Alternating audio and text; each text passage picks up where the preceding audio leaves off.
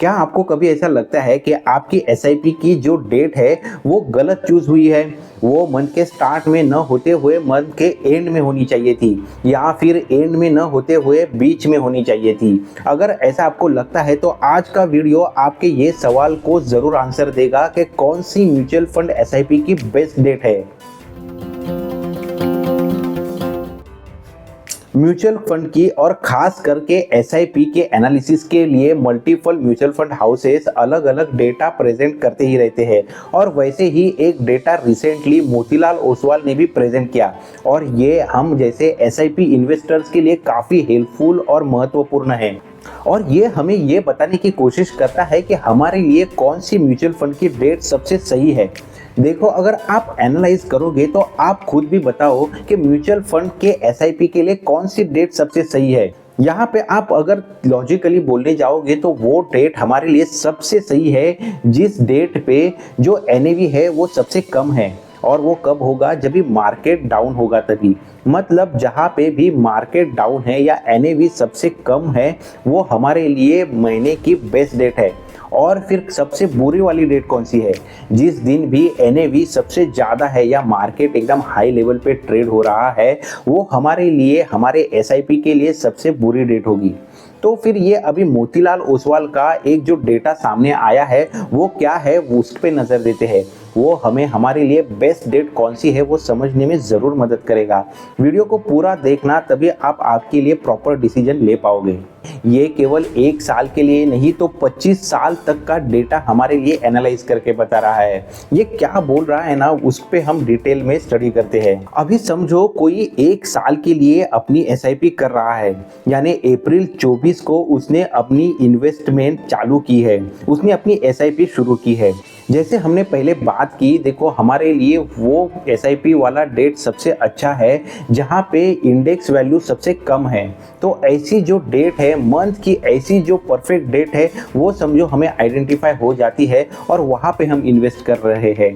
तो वही डेट यहाँ पे ये डेटा में मोतीलाल ओसवाल ने एक्सपेक्ट किया है कि हमने आइडेंटिफाई कर ली है और वहीं पे हम इन्वेस्ट कर रहे हैं। उसी तरीके से हमारे लिए वर्स्ट एसआईपी वाली डेट कौन सी रहेगी? तो जिस दिन इंडेक्स की वैल्यू सबसे हाई थी, तो वो डेट पे अगर हम इन्वेस्ट करते हैं तो फिर 1 साल के लिए हम कितना रिटर्न बना सकते हैं वो यहाँ पे दिखाई दे रहा है। तो अगर समझो मंथ की जो भी बेस्ट एसआईपी की डेट है वहाँ पे हम इन्वेस्ट कर रहे हैं, मतलब हर मंथ जब भी इंडेक्स डाउन है वो हम आइडेंटिफाई कर लेते हैं और तभी हम हमारी एसआईपी करते हैं। तो फिर अगर पूरे 1 साल में देखें तो हम 1.2% तक का रिटर्न बना रहे हैं। और समझो वैसे ही वर्स्ट डेट पे हम इन्वेस्ट करते हैं तो पूरे साल भर में हम -9.9% का रिटर्न जनरेट करते हैं।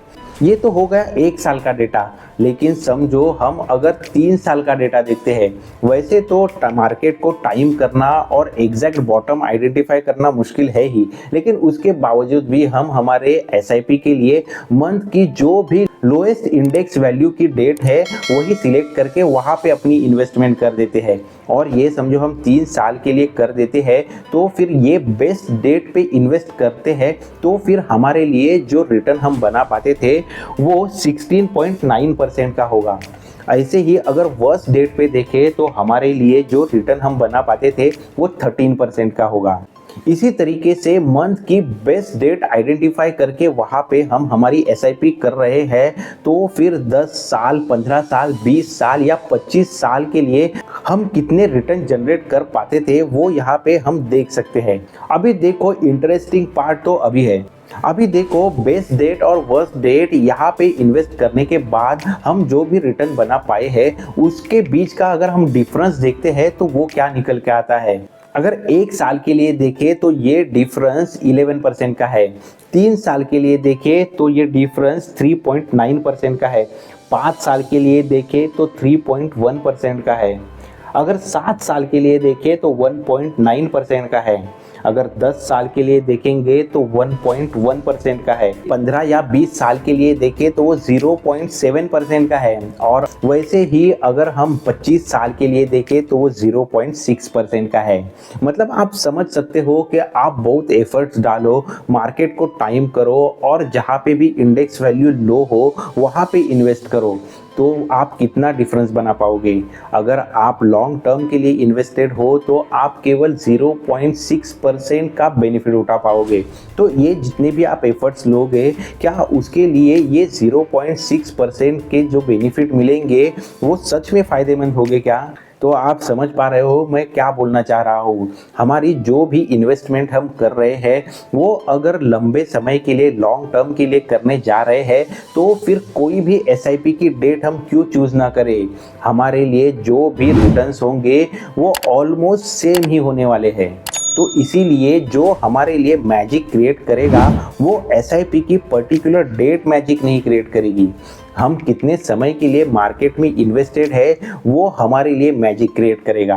तो इसीलिए दोस्तों आप एसआईपी के लिए अगर कौन सी अच्छी डेट है वो सिलेक्ट कर रहे हो या फिर बेस्ट डेट पे बहुत एनालिसिस करके मार्केट को टाइम करने के लिए कोशिश कर रहे हो तो फिर वो एफर्ट्स उतने फ्रूटफुल होंगे ही ऐसा नहीं। तो हम फायदे में तब रहेंगे जब भी हमारी एसआईपी की डेट कुछ भी क्यों ना हो, हमें लॉन्ग टर्म के लिए इन्वेस्टेड रहना है।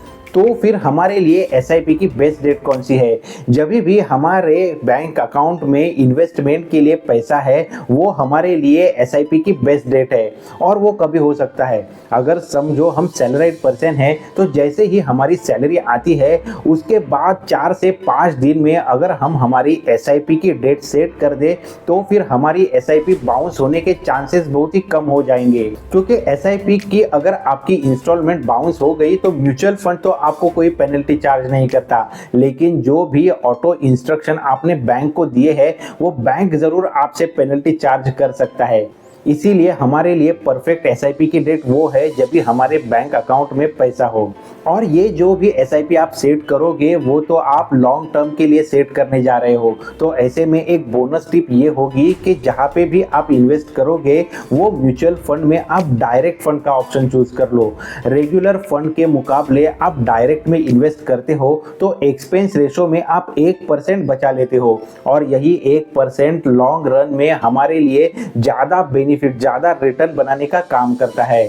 तो आज का ये डेटा एनालिसिस के बाद आप एसआईपी डेट को लेके क्या राय रखते हो वो कमेंट करके ज़रूर बताइए। देखो, अगर आपका कोई रिलेटिव है या फ्रेंड है जो अभी एसआईपी शुरू कर ही रहा है या जस्ट बिगिनर है तो उसके मन में भी एसआईपी डेट के लेके कोई कन्फ्यूजन है तो वो दूर करने के लिए ये वीडियो भी उसके साथ शेयर करें। देखो, ऐसे ही इन्वेस्टमेंट रिलेटेड हो, मनी कंसेप्ट हो या म्यूचुअल फंड रिलेटेड वीडियोज़ इस चैनल पर आते रहते हैं जो आपको हेल्पफुल हो सकते हैं। तो इसीलिए आप चैनल को भी ज़रूर सब्सक्राइब करो। जल्दी मिलते हैं नेक्स्ट इन्फॉर्मेटिव नॉलेजेबल वीडियो में। Thanks for watching.